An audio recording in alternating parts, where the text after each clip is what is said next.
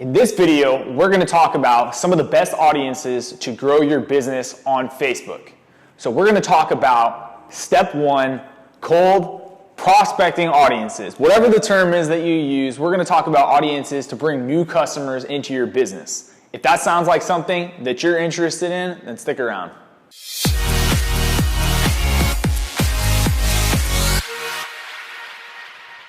Alright, so the two audiences that everyone should be using to bring new customers into their business are dynamic product broad match audiences and super lookalike audiences. If you haven't heard of any of these, then you're in for a treat because these are two of the best audiences for scaling paid traffic on Facebook, and especially for what's known as cold prospecting, or bringing new customers into your business that have never interacted with your business before or seen you before. So the first type of audience I'm going to talk about is the broad match dynamic product audience. So for this type of audience, what you're going to do is you're going to go into your Facebook Power Editor and you're going to set up a new campaign with a goal of catalog sales.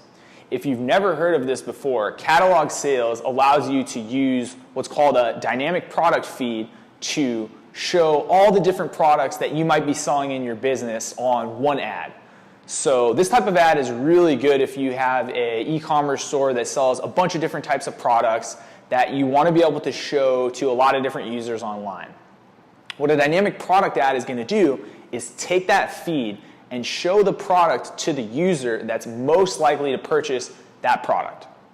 Now this might sound kind of crazy, but basically Facebook's algorithm uses all the data points that it has on its users to determine who's most likely to purchase all the different types of products that you have. It then shows that product to the user that's most likely to purchase at exactly the point where they are most likely to click on your ad, getting you the highest results possible. So in order for this type of ad set to maximize its performance, you need to allow Facebook a lot of room to test different types of audiences. So the best types of ads and ad sets that work for this type of ad are going to be those that allow a lot of room and a big broad audience. So one thing that people will do is run these types of dynamic ads to a completely open audience, basically using almost no targeting, essentially letting Facebook go out and find those customers for them. Now this type of approach to advertising on Facebook works great if you're going to spend a ton of money and just allow Facebook to go find, the best people and scour all the corners of the platform on Facebook or whatever country your ad's being shown to find these customers. The problem is, if you don't have a ton of money to spend on this completely wide targeting for these ads, you need to narrow it down a little bit so that you're not spending all your money to go out and find these customers. You see, anytime that you choose an audience that Facebook is going to advertise to, out of that whole audience, only about 10% of that audience are going to be the people who are actually going to purchase your product. Statistically speaking, out of the people on Facebook, only about 10 to 15% are regular purchasers, or the type of users that Facebook considers purchase prone. So for each one of these broad match dynamic product ads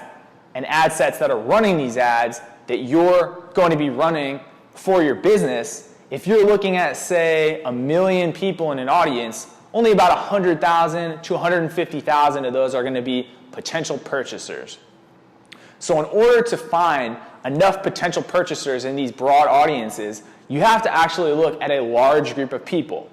So this is how people get into the position of spending thousands, tens of thousands, hundreds of thousands of dollars on these type of ads before they actually start getting results.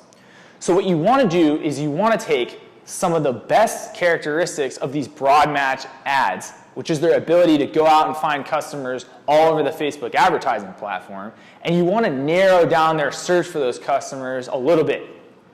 So one of the things you can do if you're an advertiser and you do have what's called a dynamic product feed, if you've never heard of this, go look it up and build it and then come back to this video. But if you have this dynamic product feed and you can run these dynamic product ads, what you want to do is layer a slight, ever so slight bit of targeting to just slightly narrow their window of search for your customers. So for example, if you're an e-commerce business and you've been in business for a long time, you should have a good amount of customer data that shows you things like the average age of a purchaser, the average, the gender. Is it more men purchasing your products, more women purchasing your products, geographic locations, interests? You can take one or two of these subsections of your audience and layer that into a dynamic product ad that otherwise has broad, open targeting so that you get a smaller window for Facebook to go out and search for your customers.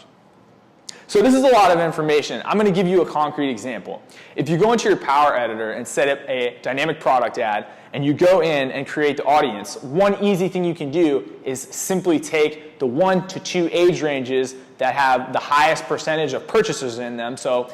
let's use, for example, 25 to 45-year-old men,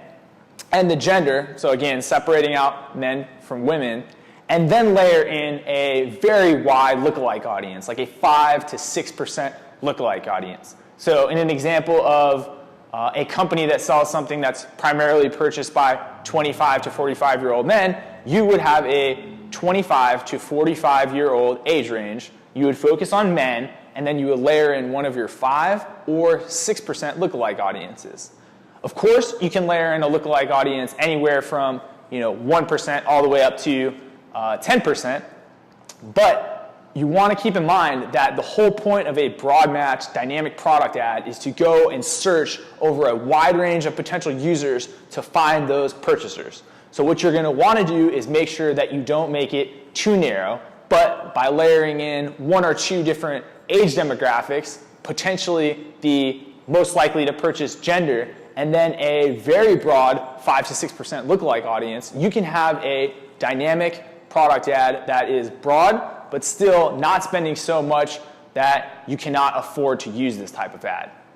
We're going to get into the learning period for Facebook ads in another video, but keep in mind that for every new ad set you run on Facebook, there is a period of time where it has to learn who your purchasers are within your audience, and that costs money. So this is just one example you can use to kind of narrow your search range a little bit and makes it a lot easier to get high performance on those ads. The second type of ad set that I want to talk about is called a super lookalike audience. Now, this is going to be much quicker than my explanation for the first one. Essentially, a super lookalike audience is a type of audience that Facebook recommends you use to allow your ad set to go through that training period more quickly. All it is layering a bunch of different types of lookalike audiences together so that Facebook has a pool of potential purchasers where when it's going and looking for those people that will actually purchase your product,